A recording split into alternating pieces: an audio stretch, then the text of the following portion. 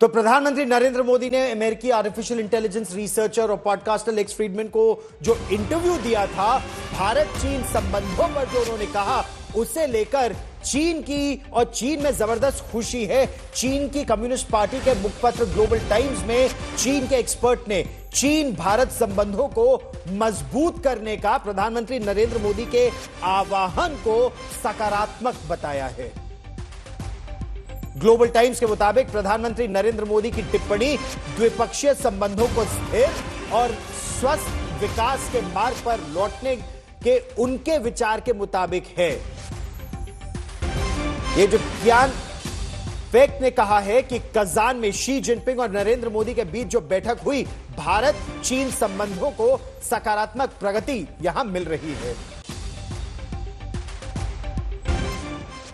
प्रधानमंत्री नरेंद्र मोदी ने अपने ताजा इंटरव्यू में चीन के साथ अतीत के तनावों के बावजूद संबंधों को और मजबूत करने की जरूरत पर बल दिया। जहां तक डिफरेंसेस तो होते हैं, दो पड़ोसी देश होते तो कुछ ना कुछ तो होता है। ऑकेजनल डिसएग्रीमेंट भी बहुत स्वाभाविक है, कोई ऐसा तो हर चीज नहीं होता, एक परिवार में भी रहता है। लेकिन हमारी कोशिश है कि हमारे जो डिफरेंसेस हैं डिस्प्यूट में ना बदले, उस दिशा में हमारा प्रयास रहता है।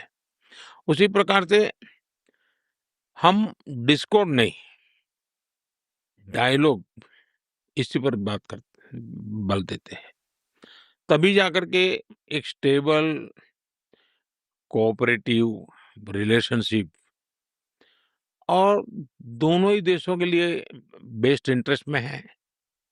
ये सीख है कि हमारा सीमा विवाद चलता रहता है।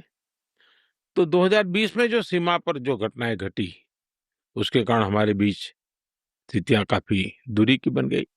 लेकिन अभी राष्ट्रपति श्री के साथ मेरा मिलना हुआ, उसके बाद सीमा पर जो चीजें थी उसमें नॉर्मल से आ चुकी हैं। 2020 के पहले की स्थिति में हम लोग अब काम कर रहे हैं। अब धीरे धीरे वो विश्वास और वो उत्साह और उमंग और ऊर्जा वापस आ जाए, वो उसको एक थोड़ा समय लगेगा कि बीच में 5 साल का अंतराल गया है। हमारा साथ होना ना सिर्फ बेनिफिशियल है, बल्कि ग्लोबल स्टेबिलिटी और प्रॉस्पेरिटी के लिए भी जरूरी है। और जब 21वीं सदी एशिया की सदी है, तो हम तो चाहेंगे कि भारत चीन के बीच में स्पर्धा सब स्वाभाविक है, स्पर्धा कोई गलत चीज नहीं है, लेकिन संघर्ष नहीं होना चाहिए। स्पर्धा अच्छी बात है, संघर्ष नहीं होना चाहिए।